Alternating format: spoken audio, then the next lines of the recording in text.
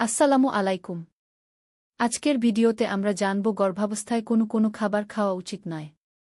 অনেক খাবার আছে যেগুলো মা এবং বাচ্চার জন্য ক্ষতিকর হতে পারে। 1. কাঁচা বা আধা সেদ্ধ ডিম। কাঁচা বা আধা সেদ্ধ ডিমে ব্যাকটেরিয়া থাকতে পারে, যা গর্ভবতী মায়ের জন্য ঝুঁকিপূর্ণ। 2. বেশি পেঁপে। কাঁচা পেঁপে বেশি খেলে জরাজুর সংকোচন হতে পারে, তাই গর্ভাবস্থায় এটি এড়িয়ে চলা ভালো। 3. বেশি আনারস। অতিরিক্ত আনারস খেলে অনেক সময় পেটের সমস্যা বা অস্বস্তি হতে পারে। 4. অতিরিক্ত চা বা কফি। বেশি ক্যাফেইন খেলে বাচ্চার উপর খারাপ প্রভাব পড়তে পারে, তাই কম খাওয়া ভালো। 5. বেশি জাঙ্ক ফুড। ফাস্ট ফুড বা অতিরিক্ত তেল মশলাযুক্ত খাবার মা ও বাচ্চার স্বাস্থ্যের জন্য ভালো নয়। কি খাওয়া ভালো? গর্ভাবস্থায় বেশি করে ফল, সবজি, দুধ, ডিম এবং পুষ্টিকর খাবার খাওয়া উচিত।